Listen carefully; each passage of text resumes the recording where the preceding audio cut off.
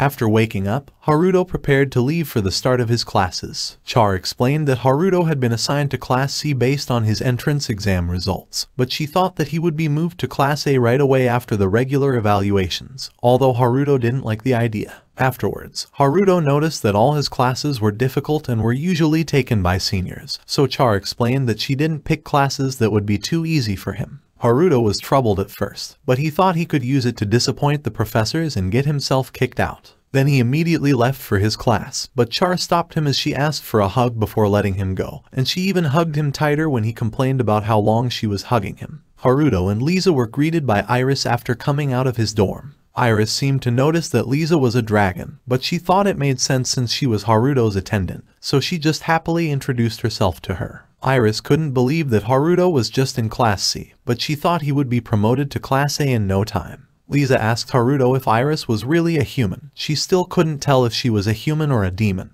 Haruto wasn't sure either, but since it didn't matter to him, he decided to set it aside. Because of what happened with Schneider, everyone's attention in Class C was on Haruto. After everyone had settled on their seat, the professor explained that Class C is equivalent to average, so they could either go up or down based on their evaluations, and he immediately gave them another test. Haruto was excited that he had already gotten his chance. However, he was surprised at how easy the exam was, as Char learned it during her first 6 months of lessons. He thought it was too easy, and it would be obvious that he was rigging his exams if he did badly, so he decided to score 60 points. However, it was revealed that the average score for Class C would be 20, while Class B would average 50. Haruto's classmates knew about this, but he had no idea about it at all, and since he got 60 points, the professor and his classmates were totally impressed. Haruto couldn't understand what was going on, but he realized that the questions weren't really easy. It was just that Char was too much of a genius. However, it was too late, as the professor had already declared that he would be promoted to Class A starting with his next lesson, and Haruto was totally depressed after hearing this. Haruto saw both Iris and Lais right away after entering the room. He tried to leave, but they immediately dragged him with them to their seats, and they even argued and tried to chase each other away from Haruto. However, they had to stop because of the professor's arrival, who introduced herself as Oratoria Velcam. Haruto thought that she looked really strict, and it was confirmed when she lectured them for chatting in the front row while in her class and warned them that she would throw them out if they failed to answer her questions. And because Iris and Haruto joined Terietta's research lab, she declared that she would give them a harder time. Oratoria told them that their lesson for the day was about main attributes, secondary attributes, and how they were put in numbers. She asked Iris to touch the crystal ball in front of the class, and she was impressed that Iris had all the attributes. However, Iris's level was only 5, so she thought it was too low, but she invited Iris to join her research lab, offering to train her thoroughly, but she sternly refused. Afterwards, Oratoria started explaining the results shown on the crystal ball. She told the class that Iris's main attribute was chaos, and it was at 100, while the rest of the attributes were secondary. However, unlike the main attribute, they still cannot measure it, and research is still ongoing to address it, but it is difficult. Haruto wondered if it was really difficult, as his advanced magic measuring showed the numbers right away when he used it on Iris. At the same time, Oratoria explained that secondary attributes were difficult to measure because a person could use the attribute more effectively depending on the way they use it. And she immediately asked Lais about it. Lais told her that it was because of proficiency. He thought that if a person kept on using it in a specific way, they would get more used to it. Oratoria thought that his answer was sensible, but she told him that it was already disproven by research. Hearing this, Haruto thought that it was because of the hidden attributes instead. Oratoria was surprised. She immediately asked Haruto to repeat his answer. Haruto could see some strange words written on his advanced magic measuring, and he only told Char and the others about them. Oratoria forced him to answer, so he explained that hidden attributes were attached to each of the attributes, and if a person has the word enhancement attached to his fire attribute, it would mean that his enhancing spell would be more effective. Oratoria was surprised that he knew about this, as it was included in Wise Owl's latest research. She explained that a few years ago, Wise Owl started sending research papers irregularly, and all of its contents are ahead by a few generations compared to their own research, and it included the invisible attributes that Haruto mentioned. She couldn't understand how Haruto found out about it, as they even kept it from the royal family. However, she thought Haruto was really talented, and she invited him to join her lab. Haruto refused, while Iris reminded her that recruiting students during the class was prohibited.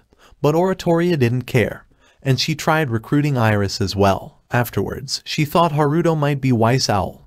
Haruto denied it, but he realized that it was Char. Tirieta and Palkos rejoiced when Haruto and Iris finally joined them, as their lab could keep going until they graduated. Tirieta ordered Palkos to prepare some food for their welcoming party before telling the two to make themselves comfortable. It was revealed that Haruto had asked his clone to take over for the day, and since he had already handed in his application, Haruto wanted to return home. However, Palkos' scream echoed through the room, so Tirieta asked them to come with her to check on his situation. They were surprised to see Schneider tied while lying on the ground. Tirieta explained that Schneider had asked her to do something about the vice attached to his shoulder, and he came to her since he thought that it was an unknown ancient magic, but he collapsed from fatigue while she was checking it. Tirieta thought they could use him to research ancient magic. She immediately asked Iris to check his arm. Iris realized that something seemed attached to his shoulder. Tirieta explained that every time healing magic was used on him, the cylinders attached to his shoulder pulled against each other and grinded his shoulder. However, anything not living just passes through the object, so she asked Iris what she thought it was. Iris answered that it was attributeless magic, and Tirieta was impressed. Then she explained that it was a barrier created with attributeless magic.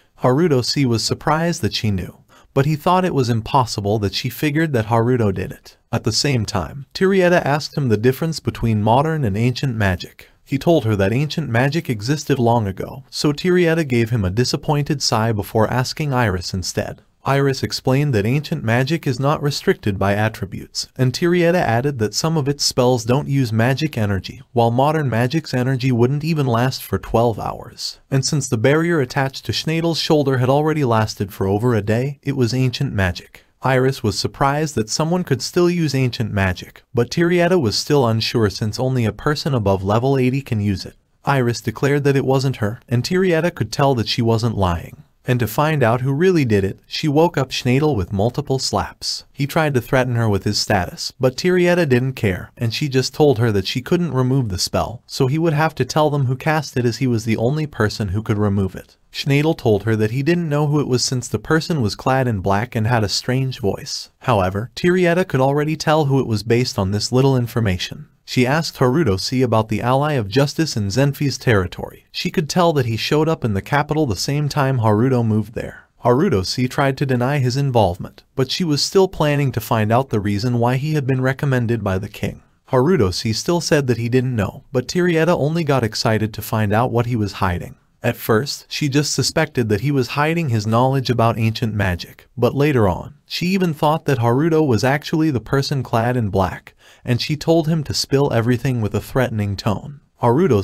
started to panic, and he asked Haruto to save him. Haruto showed up right away, and he introduced himself as Schwa, the ally of justice. Because of the timing, Haruto realized that he had been watching from the start, and he was pissed about it. Schwa called Tirieta a midget, and he told her that he wasn't related to Haruto, and that he was only in the capital to punish evil. Tirieta was excited to meet him, but she asked if he knew that Schneider was really part of a suspicious organization. Schneider was surprised that she knew, while Haruto was surprised that an evil organization actually existed. But she told Tirieta that she knew about it before telling Schneider that he would remove his restraint the next morning if he cancelled the duel. Schneider helplessly agreed, so Haruto decided to leave. However, Tirieta used her magic to restrain him. She was happy with this outcome, and she told Haruto that she would only release him after he answered all of her questions. But Haruto broke the restraint easily, and he restricted her movements as payback. Palkos immediately asked her to apologize, but she didn't listen at all. She still wanted Haruto to answer her questions, and she even offered her virginity in exchange. Palkos panicked and called her an idiot. However, she finally apologized when she needed to use the toilet,